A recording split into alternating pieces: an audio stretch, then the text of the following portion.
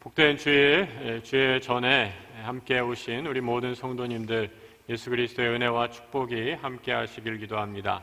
우리 여러 가지 사정으로 인터넷으로도 예배드리시는 분들에게도 같은 은혜와 하나님의 함께 하심을 기도합니다. 올해 우리 약수교회표 하나님이 기뻐하시는 예배, 하나님이 찾으시는 예배자라는 주제로 오늘 세 번째 시간을 갖게 됩니다. 예배, 예수 안에서 하나됨이라는 제목으로 우리가 예배가 가지고 있는 공동체적인 성격을 함께 말씀으로 나누고자 합니다. 저는 클래식 음악을 참 좋아해요. 제가 수준이 높아서 고상해서 클래식 음악을 좋아하는 건 아니고 이게 점점 좋아지게 되더라고요. 그런데 그 이유를 가만히 생각해 보니까 딴 건 없고 이 클래식 음악에는 가사가 없어서 단지 그 이유로 참 좋은 것 같아요. 예전에 팝송도 듣고 가요도 들었는데 이게 가사가 이렇게 들리면 잘 안 들리는 가사는 무슨 의미지 하고 찾아보다가 감상을 다 망치게 되더라고요. 그리고 예전에 7080 노래들은 그래도 좀 따라 하겠는데 요즘에 아이돌들이 부르는 노래는 도무지 알 수가 없더라고요. 여러분 탕진잼 이런 거 욜로 이런 거 아세요? 네. 무슨 의미인지 도무지 따라갈 수가 없습니다. 그러다 보니까 그냥 가사도 없고 편하게 들을 수 있는 것들을 찾다 보니까 클래식이 점점 좋아지게 되더라고요. 이 클래식 음악에도 여러 장르가 있습니다. 그 가운데 스트링 쿼텟이라는 이 현악 사중주의 장르가 있죠. First violin, second violin, 그리고 비올라, 첼로로 구성되는 네 가지 악기로 구성되는 그 장르입니다. 이 악기의 색깔, 음색도 아주 다르고요. 이 음역대도 달라서 아주 개성이 많은 연주자들이 연주할 때는 다 다른 소리를 냅니다. 그런데 이 쿼텟으로, 사중주로 함께 음악을 연주할 때 얼마나 아름다운 하모니가 나는가. 그 소리를 들을 때마다 감탄하게 되죠. 저는 교회도 이와 같지 않나라는 생각을 하게 됩니다. 서로 다른 생각, 색깔, 또 음색을 가진 사람들이 모여서 우리 약수교회라는 거대한 오케스트라를 이루고 있다라고, 한 하모니를 낸다라고 생각하죠. 그래서 교회 공동체 하나됨이 얼마나 중요한지 모릅니다. 교회의 하나됨은 교회의 생명력과 직결되는 그런 문제이기 때문이죠. 그래서 사탄은 어떻게 해서든지 교회의 하나됨을 깨트리려고 온갖 방해를 하는 것을 보게 됩니다. 갈등으로 분열하고 다투게 되면 하나됨이 깨어지기 때문입니다. 그래서 우리 예수님께서는 예배드리러 오는 길에 형제와 불화한 일이 생각나거든 어떻게 하라고 그러셨어요? 다시 그 사람과 가서 화해한 후에 예배의 자리로 나오라 라고 말씀하신 이유도 거기에 있죠. 예배의 자리는 하나님과 하나 되는 그런 자리이기 때문입니다. 이 가정에서 아이들을 키우는 부모님들 다 아실 겁니다. 우리 아이들이 무슨 일로 싸우나요? 세계 평화, 남북 통일 가지고 싸우는 아이들 하나도 없어요. 얼마나 유치한 걸 놓고 싸우는지 모릅니다. 사탕 하나 누가 더 먹겠냐라는 거 가지고 싸우고, 엄마는 왜 누나만 예뻐하느냐 이런 거 가지고 싸우고, 먹을 거 좀 덜 줬다고, 나 사랑하지 않는다고 정말 유치하게 그지없는 주제로 싸우는 것을 보게 됩니다. 둘 중에 하나라도 조금이라도 성숙하면 싸움이 일어나지 않을 텐데 둘이 똑같으니까, 둘이 똑같이 미성숙해서 싸움이 끊임없이 일어나게 되죠. 어느 교회의 일화입니다. 오랫동안 교우들이 열심히 헌금해서 마침내 이 교회에 이 귀한 그랜드 피아노를 장만을 했어요. 얼마나 기쁘고 감사한 일입니까? 그런데 이 그랜드 피아노를 장만하는 날 교회가 갈라지게 됐어요. 무슨 일로? 그랜드 피아노를 예배당의 왼쪽에 놓을 것인가 오른쪽에 놓을 것인가 라는 문제로 교회가 심각하게 분열을 하게 됐죠. 여러분 어디에 놔야 된다고 생각하십니까? 그래서 교회 그랜드 피아노를 예배당의 왼쪽에 놓아야 된다라는 사람들은 피아노 좌파라고 불렸고요. 피아노를 오른쪽에 놔야 된다라는 분들은 피아노 우파라고 이렇게 불렀습니다. 우리 교회도 여기 그랜드 피아노가 여기 있는데 할렐루야 성가대 분들은 다 좌파가 되는 거예요. 이쪽은 다 이제 우파가 되는 거예요. 제가 보는 자리에서 그렇다라는 거죠. 얼마나 유치한 일로 교회에 분열과 갈등이 생기는 것을 보게 됩니까? 교회에 대한 이해가 잘못되었기 때문입니다. 교회는 부동산이 아니고 건물이 아니죠. 교회는 예수 그리스도 안에서 서로 연결된 유기체적인 생명의 공동체이죠. 그래서 교회를 가르고 분열시키는 일, 예수의 몸을 찢고 상처나게 하는 어리석은 행위입니다. 이민교회를 할 때 지역교회들이 얼마나 수없이 분열되고 아픔을 겪는 것을 보았습니다. 하루아침에 생겼다가 얼마 있지 않아서 교회가 사라지고 없어지고 분열되는 것을 보게 됩니다. 목회자가 뛰어나고 능력이 있어 보이고 역량도 탁월한데 교회를 분열시켜서 나간 목회자들, 왠지 그 이후에도 목회가 잘 안 풀리는 것을 수없이 보아왔습니다. 다른 이유는 아무것도 없지요. 바로 교회가 우리 주님의 몸된 공동체이기 때문이죠. 교회는 어떠한 일이 있더라도 예배 공동체로서의 하나됨을 지켜야 하는데, 영적인 지도자가 그 교회의 하나됨을 지키지 못했을 때 하나님이 결코 복을 주실 리가 없는 거죠. 오늘 바울은 말씀에서 예배 공동체인 교회가 하나인 이유를 이렇게 선포하고 있습니다. 에베소서 2장 13절의 말씀 같이 한번 읽어보죠. 이제는 전에 멀리 있던 너희가 그리스도 예수 안에서 그리스도의 피로 가까워졌느니라. 여러분, 이 구절을 한번 깊이 묵상해 보시기 바랍니다. 예전에는 우리가 멀리 있던, 그리스도와 아주 멀리 떨어진 그런 사람들입니다. 쉽게 얘기해서 우리는 원래 예전에 예배당에 올 수 없었던 사람들이다, 이런 말이죠. 오늘 추운 겨울에 예배당 문을 딱 닫았어요. 당신은 못 들어와. 이제 여기에는 거룩한 사람들이 있는 자리이기 때문에 당신은 들어올 수 없어 라고 이렇게 문전박대를 한다면 여러분 어떤 그런 생각이 들겠습니까? 우리의 존재가 마치 그와 같았다라는 거죠. 예수 그리스도를 모를 때 하나님에 대해서 철저하게 외인, 문 밖의 사람이요 버려진 존재들이었다라고 말합니다. 그런데 그런 우리가 예수 그리스도 안에서 하나가 되었다라고 선포하죠. 얼마나 복되고 복된 복음의 소식입니까? 그래서 예배 중에 하는 가장 핵심적인 의식 가운데 하나가 바로 세례와 성만찬입니다. 구교 가톨릭에서는 세례와 성만찬 이외에 더 많은 의례 의식들이 있는 것을 보게 되죠. 총 7가지인데 우리 종교 개혁의 믿음의 선배들은 이 7가지를 다 받은 것이 아니라 그 가운데 교회를 교회되게 하는 가장 본질적인 의식, 바로 세례와 성만찬을 붙잡았습니다. 교회를 교회되게 하는 가장 중요한 것, 세례와 성만찬. 여러분, 세례는 무엇입니까? 세례는 죄에 대해서는 죽고 하나님에 대해서는 다시 살아난다라는 의식, 거룩한 의식이죠. 우리가 물속에 들어갔을 때 이제 나는 죄에 대해서는 죽습니다라고 고백하며 물 밖으로 다시 나올 때 이제 하나님께 대하여 산, 거듭난, 중생한, 본 어게인한 새로운 생명의 하나님의 피조물이 되었습니다라고 고백하는 것이 바로 세례의 의식이지요. 세례를 받은 후에 또 하나 성만찬은 무엇이죠? 이제 예수의 피로 용서받은 죄인이 우리 믿음의 공동체의 한 식구가 되었다라는 그런 거룩한 예식입니다. 하나됨의 아주 거룩한 의식이죠. 그래서 여러분, 예전에 교회가, 이 초대교회가 아주 활발하게 부흥했을 때 이 교회에 여러 가지 하나됨을 지키기 위한 노력들이 있었습니다. 이 역설적인 것은 교회가 아주 부흥하고 성장했을 때는 교회의 권징이라는 것이 아주 명확하게 살아 있었습니다. 권징이라는 말 요즘에는 잘 쓰지 않는 거죠. 우리 교회 공동체에 내려진 징벌의 성격을 권징이라고 이렇게 얘기합니다. 교회가 아주 성장하고 폭발적으로 부흥을 체험할 땐 교회의 하나됨을 지키기 위한 이런 권징이 얼마나 활발했는지 모르죠. 그 권징 중에 하나가 수찬정지라는 것이 있어요.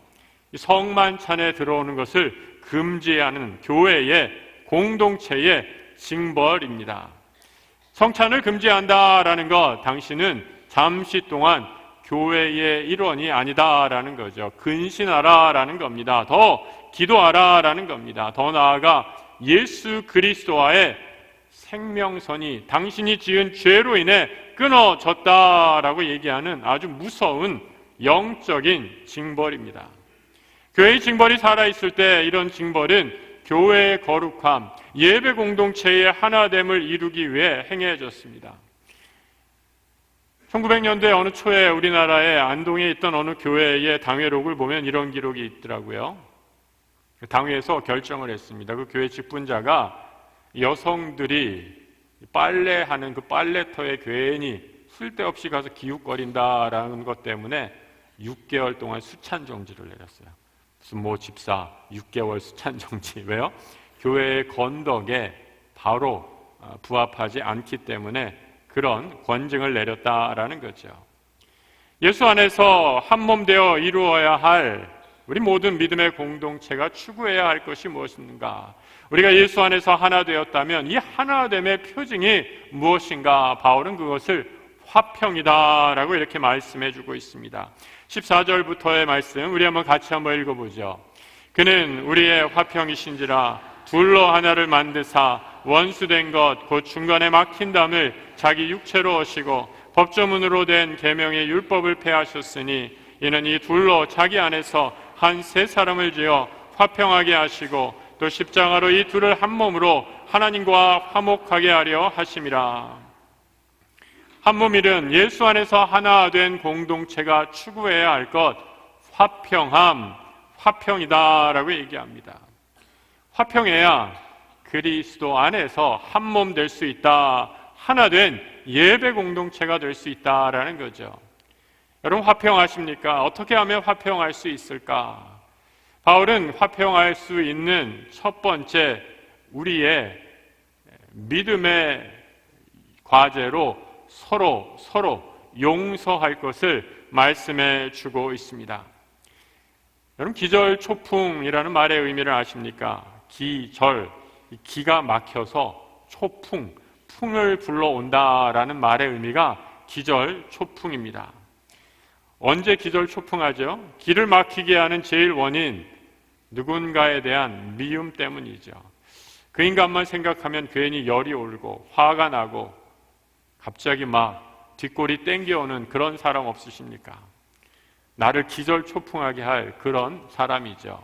여러분 그 사람은 어떻게 우리가 사랑할 수 있겠습니까? 이 미움은 아주 희한한 특성을 갖고 있죠. 내가 누군가를 미워하게 될 때 내가 미워하는 대상보다 내가 먼저 망가진다라는 겁니다. 부정적인 감정이 가득 차게 되면 무엇보다 우리 몸이 견디질 못하죠. 가슴이 답답하고 열이 나고 소화도 안 되고 잠도 잘 이룰 수 없습니다. 가슴의 분노와 화는 우리의 몸과 영혼을 죽이는 독소이죠.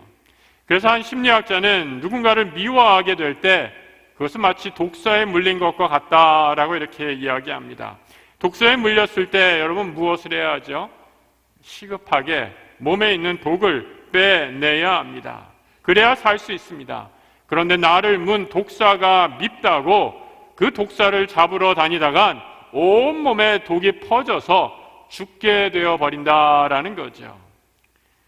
성도 여러분, 내가 미워하는 사람, 아직도 용서하지 못하는 사람이 누가 있습니까? 그 사람과 상대도 하기 싫고 그 사람만 생각나면 잠도 못 자고 불편해지는 경험이 있으십니까? 가족 간에 불화가 있으십니까? 부모와 자식 간에, 남편과 아내 간에, 또 형제지간에, 친구 사이에 예전에는 좋았는데 하루아침에 원수지간처럼 변해버린 그런 관계가 없으십니까? 예전에 어느 청년이 저에게 상담해 올 때 이런 얘기를 했어요. 목사님, 아침에 출근하는 것이 꼭 지옥에 가는 것 같아요. 왜? 그러니까 같이 일하는 상사가 너무 갈구어서 너무 힘들다라고 이렇게 얘기하는 걸 들었습니다. 여러분 어떻게 해야 합니까? 하나님께서 용서할 힘을 주셔야 우리는 용서할 수 있죠. 여러분 나를 힘들게 하는 사람 마음에 떠오른다면 그 사람을 용서해 주기 바랍니다. 바울은 오늘 조금 본문을 지나서 4장에서 우리가 어떻게 용서해야 하는가 한마디로 이렇게 말씀해 주죠. 4장 32절입니다. 같이 읽어보죠. 서로 친절하게 하며 불쌍히 여기며 서로 용서하기를 하나님이 그리스도 안에서 너희를 용서하신 것 같이 하라. 불쌍히 여기라 라고 이렇게 얘기합니다. 내가 용서해야 할 사람, 나를 힘들게 하고 내가 미워하는 그 대상을 향해 불쌍히 여기는 그런 마음을 가지라 라고 이렇게 얘기합니다. 불쌍히 여기라 라는 말, 영어 성경엔 compassionate 이렇게 번역이 되어 있는데요, 불쌍히 여기다 라는 이 말의 뜻은 원래 어원적으로는 인간의 내부에 있는 장기를 의미합니다. 심장, 신장, 간 이런 것처럼 이 장기, 내면의 장기들을 불쌍히 여기다라는 말의 어원이다라는 거죠. 다시 말해 내 몸의 일부가 아픈 것처럼 다른 사람을 내 몸처럼 여기며 불쌍히 여기며 용서하라라는 겁니다. 주님이 내 모든 죄를 용서하시고 십자가를 지신 이유 어디에 있습니까? 나를 불쌍히 여기셨기 때문이죠. 마치 내 죄가 내가 하나님으로부터 멀어진 것을 당신의 몸이 아프신 것처럼 불쌍히 여기시면서 그 긍휼하심으로 내 모든 죄를 죄 없는 주님이 대신 짊어지신 것입니다. 여러분, 나를 죽이려 하고 나를 판 형제를 다시 대면한다고 했을 때 여러분 어떤 감정이 드시겠습니까? 복수의 감정이 치밀어 오르지 않겠습니까? 성경의 요셉이 바로 그런 경험을 했죠. 그런데 그 상황에서 요셉은 어떻게 얘기하고 있습니까? 창세기 50장 20절의 말씀, 자신을 판 형제를 향해 이렇게 얘기합니다. 당신들은 나를 해하려 하였으나 하나님은 그것을 선으로 바꾸사 오늘과 같이 많은 백성의 생명을 구원하게 하시려 하셨나니 당신들은 두려워하지 마소서. 내가 당신들과 당신들의 자녀를 기르리이다 하고 그들을 간곡한 말로 위로하였더라. 요셉의 용서, 하늘로부터 임한 것이죠. 하늘의 힘으로 그는 용서하고 형들의 악의와 시기와 질투에도 불구하고 그 형제들을 불쌍히 여기며 하나님께서 나를 통해 이 모든 악을 선으로 바꾸셨습니다 라고 이렇게 선포하죠. 나를 통해 생명의 구원의 역사가 임하게 되었는데 내가 왜 형들에게 복수하겠습니까? 그리고 더 나아가 내가 형님들의 아들들, 자손들까지 다 책임지겠노라 라고 말하고 있습니다. 얼마나 아름다운 용서의 장면입니까? 나를 힘들게 하고 나를 괴롭게 한 사람, 여러분 그 사람을 향해 불쌍히 여기며 예수 그리스도의 사랑을 실천할 때 우리 믿음의 공동체에 화평이 임하게 된 줄로 믿습니다. 그래서 교회는 은혜가 아니고서는 하나가 될 수 없는 것입니다. 우리의 예배를 통해 서로가 서로를 향한 불쌍히 여기는 마음을 통해 서로 용서함으로 하나가 되는 주의 귀한 거룩한 공동체, 예배 공동체 되기를 우리 주님의 이름으로 축복합니다. 마지막으로 바울이 가진 예배 공동체의 비전이 무엇인가? 오늘 21절, 22절에 나와 있습니다. 같이 한번 읽어보죠. 그의 안에서 건물마다 서로 연결하여 주 안에서 성전이 되어가고 너희도 성령 안에서 하나님이 거하실 처소가 되기 위하여 그리스도 예수 안에서 함께 지어져 가느니라. 서로가 서로를 불쌍히 여기며 하나가 될 때 사탄은 우리 믿음의 공동체를 절대로 흔들지 못합니다. 여러분 TV를 거의 안 보지만 동물의 왕국은 가끔 봅니다. 이 동물의 이야기를 보면서 참 배울 것이 많은 것 같아요. 얼마 전에 한 코끼리의 삶을 다룬 이 다큐멘터리 필름을 보게 되었습니다. 한 코끼리 가족이 이 아프리카 대륙을 횡단하는 과정을 그린 영화였습니다. 처음에 이 영화의 시작, 이 코끼리 가족이 시작을 하는데 초원이 우거지고 호수에 물이 많고 그냥 풍요로운 그런 초원에서 이 가족이 행복하게 살아가는 것을 보게 되죠. 제가 이 영화를 보면서 처음 깨달았어요. 발견한 게 있어요. 코끼리는 철저하게 목의 중심 사회라는 거예요. 코끼리에는 엄마, 왕이 아니라 퀸이에요. 여왕이 이 모든 공동체를 다스리고 리더합니다. 어린 새끼가 자라나서 이제 수컷이 자라났는데 수컷이 어느 정도 성체가 되면 무리를 떠나서 따로 내보내더라고요. 그러니까 철저하게 이 암컷이 무리를 다 이끌고 다스리는 것을 보게 되죠. 평화롭고 풍요롭던 코끼리 가족의 어려움이 닥치게 됩니다. 아프리카에 아주 심각한 가뭄이 찾아온 거죠. 이 코끼리 가족은 물을 찾아 생명을 건 긴 여정을 떠나게 됩니다. 가도 가도 끝이 없는 사막을 가로질러서 호수도 아닌 작은 연못 하나를 놓고, 이 코끼리 등치가 얼마나 커요. 그 작은 연못에 온 가족이 그 진흙탕 물로 서로 물을 뿌리면서 겨우 살아가는데, 가뭄이 계속되니 그 작은 연못도 다 말라버리고 맙니다. 결국은 어린 새끼가 그 혹독한 가뭄에 갈증에 견디지 못하고 갑자기 푹 쓰러지게 되더라고요. 어린 새끼가 하나 그 공동체에서 죽게 되자 저는 참 그 장면을 보고 마음이 아프더라고요. 모든 코끼리들이 다 와서 어떻게 하겠어요?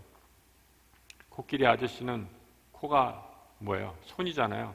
코로 그 죽은 새끼를 다 이렇게 쓰다듬는 거예요. 그리고 하나 둘씩 다시 떠납니다. 제일 끝까지 남아있는 코끼리가 누구겠어요? 어미 코끼리죠. 어미 코끼리만은 죽은 새끼를 놓고 갈 수가 없어서 맨 끝까지 남았다가 결국은 죽은 새끼의 시체를 뒤로 하고 함께 무리와 합류해서 떠나는 장면을 보고 참 코끼리의 모성애가 저렇게 지극하구나라는 것을 깨달았습니다. 또 하나 감동적이었던 장면, 계속해서 가뭄이 되고 뜨거운 태양이 내리쬐니까 코끼리가 이동할 때 어떻게 이동하는가? 어린 새끼들을 가운데 두고요, 어미들, 어른들 새끼들이, 엄마 새끼들이 그 어린 코끼리들을 다 둘러쌉니다. 왜 그렇게 하겠어요? 코끼리의 커다란 몸이 그늘이 되어서 어린 새끼들을 조금이라도 시원한 곳에서 생명을 보존할 수 있도록 배려하고 어린 새끼들을 돌보는 거죠. 저는 이 장면을 보면서 오늘 본문 22절의 말씀, 함께 지어져 간다, 함께 지어져 간다, You are being built together 라는 말의 의미가 그대로 코끼리 공동체 안에서 이루어지는구나 라는 것을 정확히 볼 수 있었습니다. 코끼리의 긴 여정 보면서 우리 교회가 이 코끼리 떼와 같으면 얼마나 좋을까, 결코 흔들리고 무너질 일이 없겠구나 생각했습니다. 어떠한 어려움이 있더라도 함께 아파하고 위로하는 거죠. 우리 중에 연약한 사람이 있으면 내가 그늘이 되어서 당신의 손을 잡아주겠습니다, 힘을 북돋아 주는 거죠. 그때 우리 공동체는 하나 되어서 우리에게 닥친 모든 환난과 어려움을 능히 극복해내는 하나된 예배 공동체가 될 줄로 믿습니다. 우리 옆에 있는 분들 한번 얼굴 한번 보세요. 옆에 누가 앉으셨습니까? 옆에 있는 앉은 분들을 보면서 집사님, 권사님 이렇게 한번 말씀해 주세요. 제 코끼리가 돼주세요 라고 이렇게. 코끼리로 보이셔야 돼요. 네.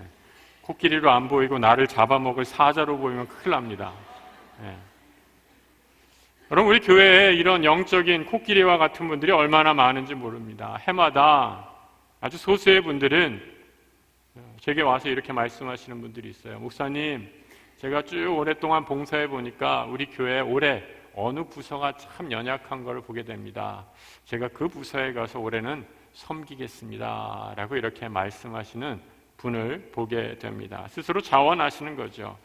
우리 교회의 영적인 코끼리이십니다. 어른 코끼리죠. 성숙한 믿음의 코끼리이십니다. 한 해를 마무리할 때까지, 그리고 묵묵히 소리 없이 섬기시는 것을 보게 되죠. 약수의 모든 성도들이 서로의 연약함, 또 우리 교회의 연약함을 돌보고 섬길 때 우리는 하나 되어 믿음의 사명을 감당할 수 있습니다. 바울은 교회를 이루는 우리 성도 한 사람 한 사람이 그리스도 안에서 거룩한 성전으로 지어져 갈 것을 말씀합니다. 그리고 예수 그리스도는 건물의 가장 기초를 이루시는 모퉁이돌, 주춧돌이 되신다라고 말씀하죠. 이 모퉁이 돌과 우리는 하나하나 연결된 벽돌과 같은 그런 존재가 되어서 아름다운 교회, 성전을 지어간다라는 것이죠.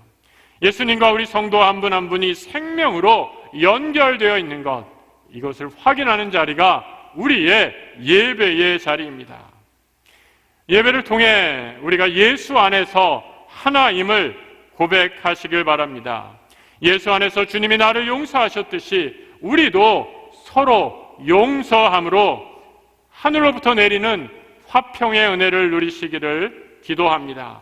예수 안에서 서로 연약함을 돌아보아 그리스도의 몸으로 온전히 지어져 가는 거룩한 예배 공동체, 하나된 예배 공동체 되길 우리 주님의 이름으로 축복합니다.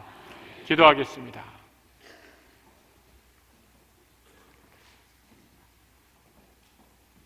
하나님 아버지, 하나님으로부터 먼 바깥에 있었고 문 밖에 사람이요 외인이었던, 그래서 세상에 아무 소망이 없던 하나님 없이 살아가던 저희들을 예수 안에서 그리스도의 피로 하나 되게 하여 주시니 감사합니다.